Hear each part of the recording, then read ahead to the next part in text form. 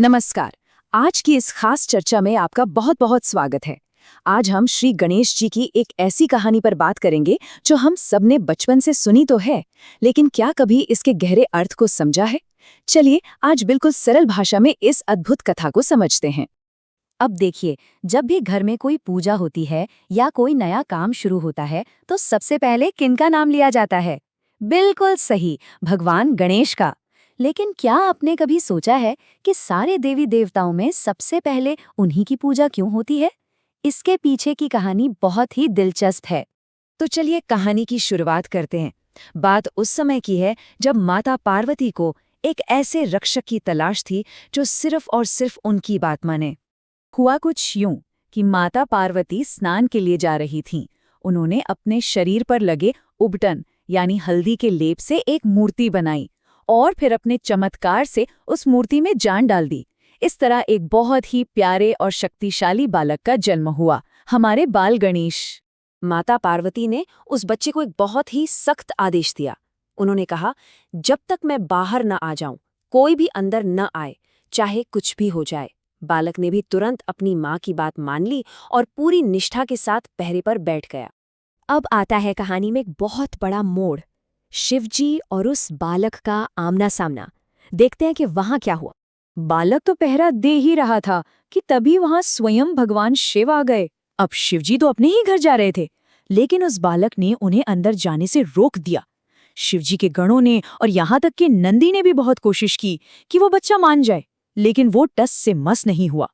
आखिर में भोलेनाथ को इतना तेज गुस्सा आया कि उन्होंने क्रोध में आकर अपने त्रिशूल से सीधा प्रहार कर दिया।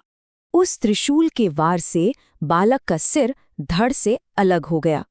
जब माता पार्वती ने बाहर आकर अपने बेटे को जमीन पर इस हालत में देखा तो वो फूट फूट कर रोने लगी। उन्होंने शिवजी से बस एक ही सवाल पूछा, ये आपने क्या कर दिया? पार्वती जी का दुख देखकर भोलेनाथ को भी तुरंत एहसास हो गया कि उनसे अनजाने में कितनी बड़ी चूक हो गई है। अब शिवजी को अपनी गलती सुधारनी थी। यहीं से शुरू होती है गजानन के जन्म की अद्भुत घटना। भोलेनाथ ने तुरंत अपने सेवकों को बुलाया और एक बहुत ही खास आदेश दिया। उन्होंने कहा, तुरंत उत्तर दिशा की तरफ जाओ, वहां जो भी माँ अपने बच्चे की तरफ पीठ करके सो रही हो उस बच्चे का सिर ले आओ। ध्यान दीजिए, उत्तर दिशा। शिवजी के गण भागते हुए गए। बहुत ढूंढने के बाद उन्हें एक हथनी दिखी जो अपने बच्चे की ओर पीठ करके सो रही थी।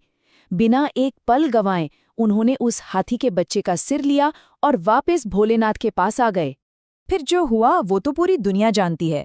भगवान शिव ने उस हाथी के सिर को बालक के शरीर से जोड़ दिया और अपनी शक्तियों से उसे फिर से जिंदा कर दिया।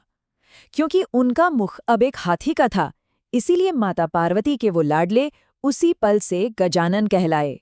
चलिए अब कहानी में थोड़ा आगे बढ़ते हैं। एक बार गजानन और उनके भाई कार्तिकेय के बीच एक दिलचस्प मुकाबला हुआ। सवाल ये था कि दोनों में से सबसे बड़ा और श्रेष्ठ कौन है। इस उलझन को सुलझाने के लिए भगवान शिव ने एक बहुत ही मुश्किल प्रतियोगिता रखी। शर्त ये थी कि जो भी इस पूरे ब्रह्मांड का यानी इस पूरी दुनिया का सबसे पहले चक्कर लगाकर वापस आएगा, वही श्रेष्ठ माना जाएगा। शर्त सुनते ही कार्तिकेय जी अपने वाहन यानी मोर पर बैठे और पूरे ब्रह्मांड का चक्कर लगाने के लिए तेजी से उड़ गए। लेकिन हमारे गणेश जी का शरीर तो भारी था, वो इतनी जल्दी कैसे उड़ते? तो उन्होंने अपनी शारीरिक ताकत के बजाय अपनी कमाल की बुद्धि का इस्तेमाल किया। गणेश जी ने कुछ ऐसा किया जिसने सबको हैरान कर दिया। वो अंतरिक्ष में नहीं गए, बल्कि उन्होंने बहुत ही शांति से अपने माता पिता यानी शिवजी और पार्वती जी के चारों ओर ही परिक्रमा लगा ली। बस हो गया चक्कर पूरा। जब सबने पूछा कि भाई आपने ऐसा क्यों किया, तो गणेश जी ने बड़ा ही प्यारा जवाब दिया। उन्होंने कहा कि एक बच्चे के लिए तो उसकी पूरी दुनिया उसके माता पिता के चरणों में ही होती है।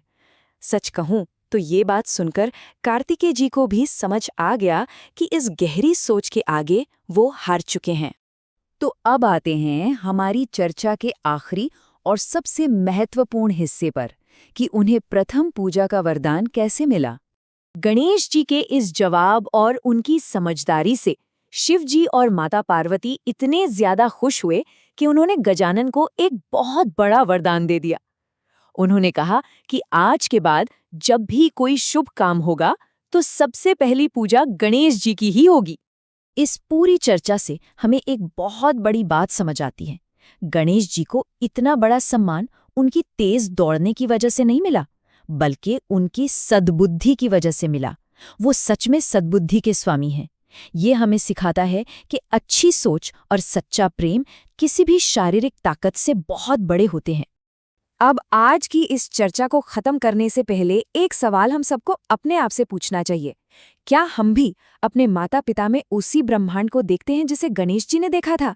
जरा सोचिएगा इस बारे में। ये बस एक कहानी नहीं है, जीवन जीने का एक तरीका है। आज की इस चर्चा में हमारे साथ जुड़े रहने के लिए आपका बहुत बहुत धन्यवाद।